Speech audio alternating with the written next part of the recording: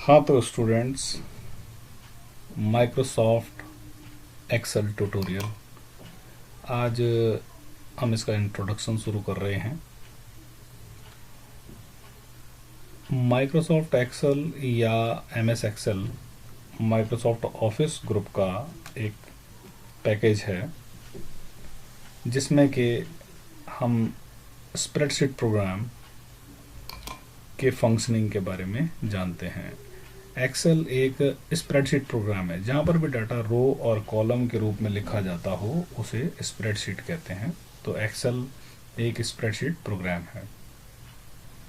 Excel की एक file को वर्कबुक कहते हैं। जैसे कि सपोज कीजिए ये अपना एक्सेल है, तो इसमें हम यहाँ पर फाइल में जाएंगे, न्यू पर जाएंगे और यहाँ पर एक हमने नई फाइल ले ली, तो ये एक वर्कबुक हो गई। ये एक वर्कबुक कहलाएगी। और इस वर्कबुक में हमारे पास जो है काम करने के लिए ये सीट है। हम यहाँ पर अनलिमिटेड सीट्स ले सकते हैं। डिपेंड करता है हमारे कंप्यूटर की मेमोरी पर कि हमारा कंप्यूटर कितनी वर्क सीट्स को अफोर्ड कर सकता है। 255 मिनिमम तो है ही है 255 तो मिनिमम है ही है। उससे ज़्यादा हम जितनी मर्जी ले सकते हैं।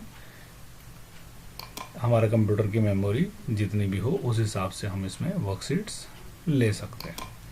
तो ये हमारी पहली वर्कशीट है। इस वर्कशीट में आप देखेंगे यहाँ पर ये कॉलम्स हैं, A B C D E F, ये सब कॉलम्स हैं। और ये 1 2 3 4 5 6 ये सब रोज हैं। तो ये इसमें कॉलम्स जो हैं, एक सीट के ऊपर हमारे पास जो है कि कितने कितने कॉलम्स होते हैं टोटल। अगर मैं इसको यूँ दबा कर रखूँ तो 15 मिनट लगेंगे मुझे किनारे पर पहुंचने में।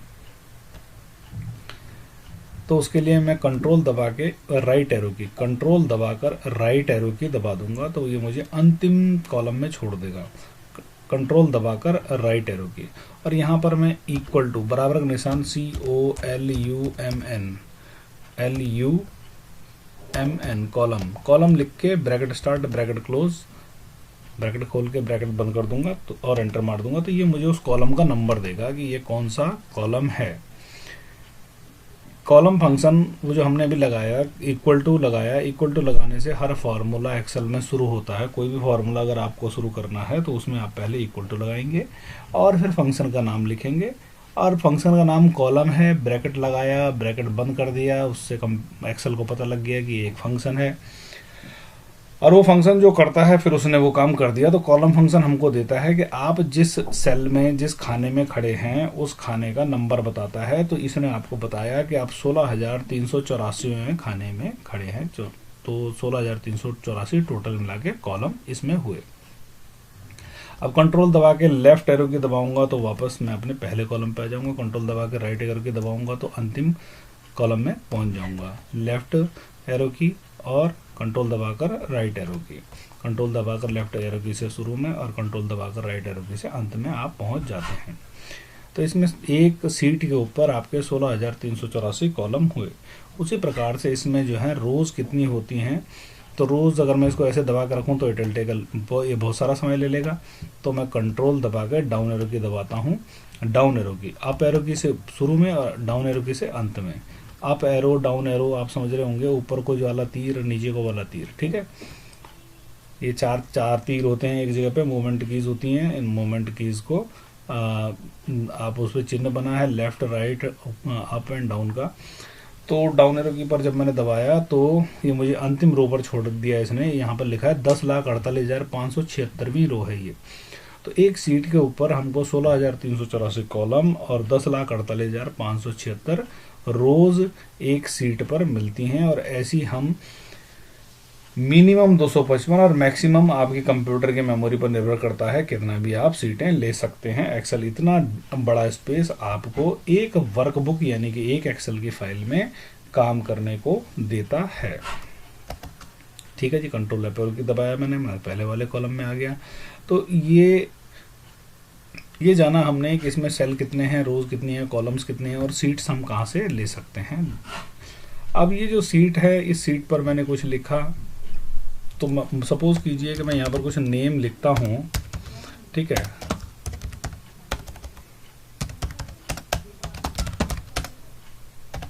सॉरी,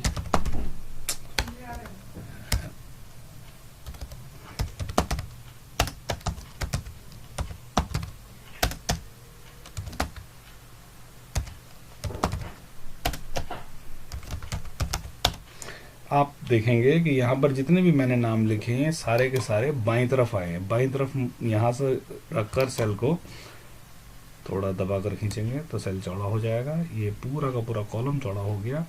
अब यहाँ पे देखें आप, ये सब लेफ्ट में आ रहे हैं, बाईं तरफ आ रहे हैं। अगर मैं यहाँ पर एज लिखूं तो आप देखेंगे कि एज सारी राइट में आएंगी। देखें सारी एज राइट में है, तो नंबर हमेशा राइट की तरफ आते हैं। और टेक्स्ट माने जो भी आप नाम वगैरह वगैरह एड्रेस वगैरह लिखेंगे तो जिसमें कि ABCD हो वो हमेशा लेफ्ट की तरफ आता है। अब यहाँ पर जो डेट होती है, डेट ऑफ बर्थ,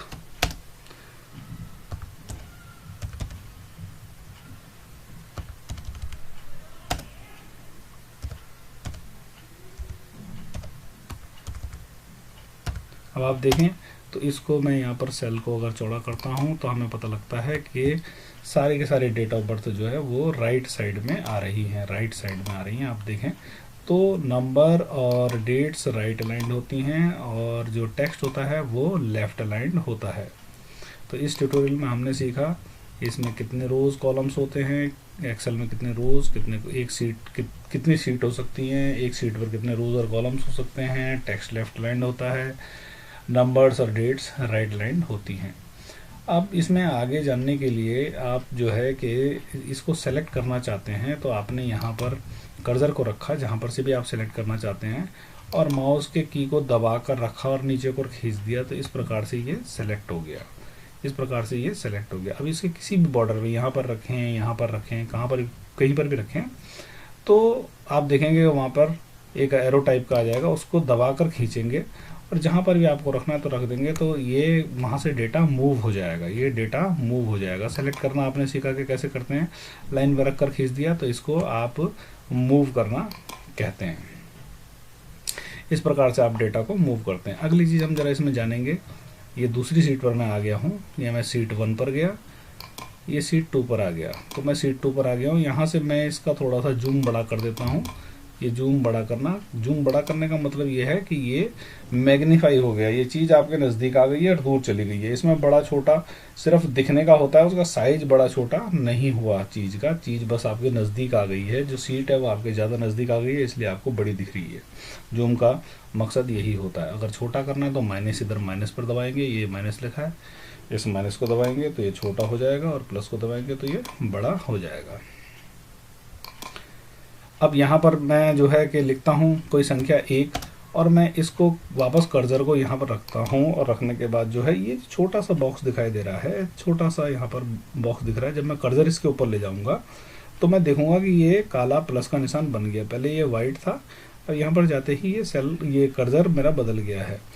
अब मैं माउस की को दबाकर, लेफ्ट की को दबाकर नीचे को खींचूंगा तो इसको ड्रैग करना कहते हैं, इसको ड्रैग करना कहते हैं। जब मैं इसे छोड़ूंगा तो मैं पाऊंगा कि सब में 1 1 1 आ गया।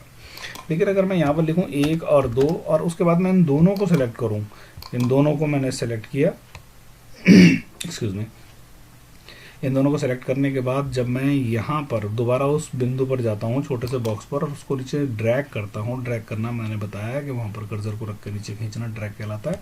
तो मुझे इस प्रकार से कुछ संख्याएं मिलती हैं। पहली बार सिर्फ 1 था, दूसरी बार 1 और 2 था।